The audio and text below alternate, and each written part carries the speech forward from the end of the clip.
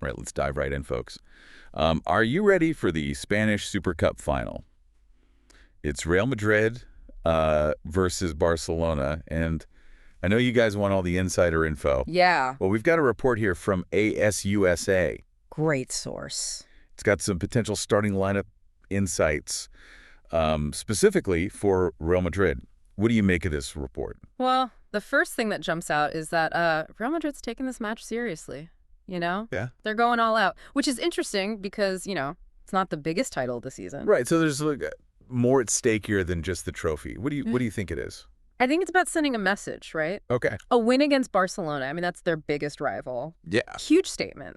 And speaking of statements, the report says Valverde and Bellingham should be good to go for the final, Oh, that's good news. despite those little injuries they've had recently. Well, I would say there were like question marks around their fitness, especially Bellingham. Yeah. Right. In his training. So do we think they'll be at 100%? How do you think that might affect their performance? Well, USA seem pretty confident, so I'd say, yeah, they're probably going to be ready. But, even if they are technically fit, match fitness, that's a whole other thing. Yeah. It'll be interesting to see if they can really last the full 90, especially, against a team like Barcelona. They press a lot. That's a great point. Now, let's get to Real Madrid's attack. Oh, yeah. This potential front three. I mean, come on. Vinicius Jr., Kylian Mbappe, and Rodrigo.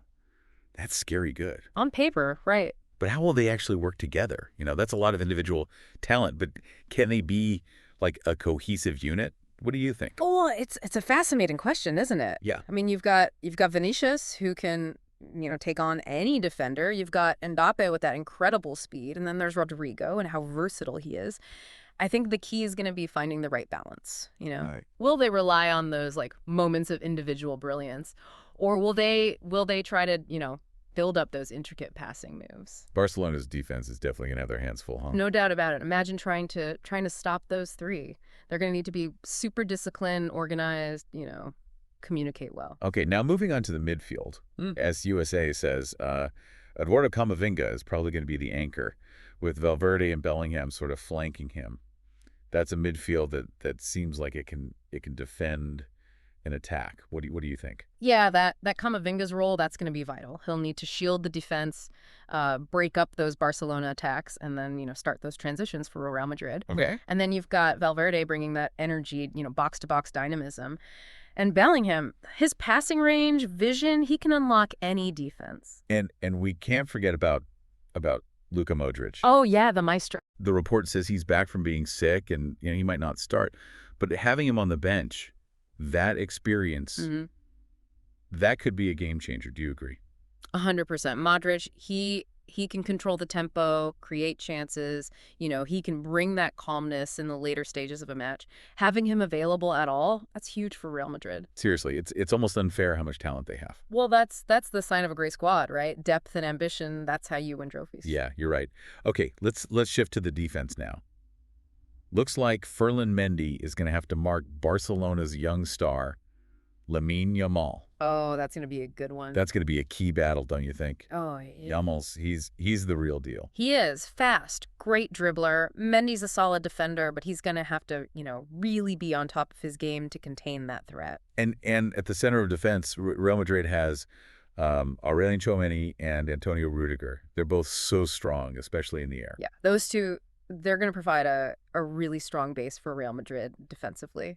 Yeah. That aerial dominance. Yeah. Super important for defending set pieces, which, could decide the game. Right. And let's not forget about Marco Asensio. Oh, yeah. He was fantastic in the semis. Really stepped up. He's a dangerous option to have coming off the bench, isn't he? Definitely. Asensio's performance in the semis just goes to show, the depth and quality of this Real Madrid squad. I mean, they've got game changers everywhere. So it feels like Real Madrid is coming into this final with like all this confidence and momentum, right? Yeah. But of course, it's Barcelona. Barcelona. Top team, their own strengths, they want to win too. It's what makes this game like so interesting, right? Absolutely. You've got Real Madrid with all that attacking power and Barcelona with their discipline and tactics. That really clashes styles. Yeah. So whose approach do you think is going to be the winner? Will it be those, moments of brilliance from Real Madrid?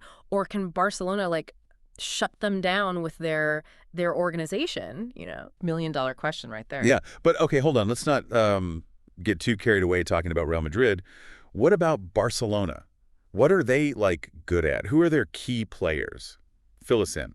Okay, so Barcelona, they're known for their possession-based style, right? Right. They like to control the tempo, build up their attacks patiently, wait for those openings, and they've got some serious talent in their ranks. Okay, so who should we be, watching out for? Well, their captain, Pedri, he's the midfield maestro. He really dictates the rhythm of their play, creates chances, scores important goals. And then you've got Gavi, this young kid. He brings a ton of energy, tenacity, and creativity to that midfield. Yeah, Gavi, I've heard, he plays with so much maturity. It's true. Fearless, always taking people on, works his tail off. And of course, we can't forget about Lewandowski. Ah, yes. Lewandowski, the goal machine. He's still one of the best strikers in the world, right? Without a doubt. Lewandowski's positioning, his finishing, his movement, it's all top-notch. He's a constant threat in the box, and Real Madrid is going to have to watch him like a hawk. So Barcelona's strength is, in their midfield, how they control the game, and their clinical finishing.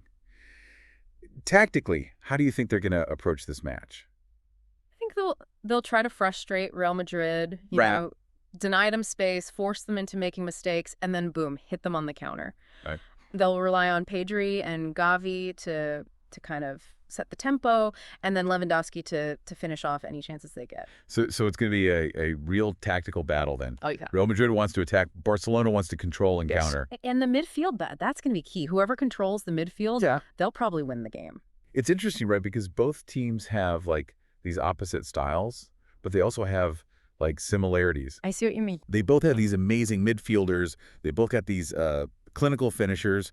And they both really, really want to win this trophy. Yeah, I mean, it's a clash of titans, right? Yeah. Two of the biggest clubs in the world going head to head. And it's not just about, who wins or loses. It's about pride, prestige, bragging rights. For us, the viewers, it's a chance to see, the best of the best. Oh, yeah. We get to see these incredible players going at it, high stakes. It's exciting. And speaking of excitement, don't underestimate the importance of set pieces. Oh, yeah. Both teams have guys who can deliver those dangerous free kicks, corners, One set piece, that could be the difference in a game like this. That's true. That's true. We've seen it so many times before, haven't we? Yeah. One moment of magic from a free kick or a well-worked corner routine, and that can change everything. It really adds that extra layer of excitement, Right. Yeah. Yeah, it keeps you on the edge of your seat.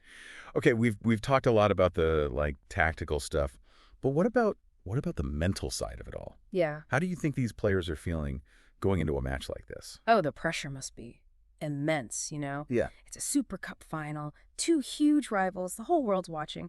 They have to be mentally strong, focused, be able to, handle the moment. Easy to say when you're, in the commentary box. Right.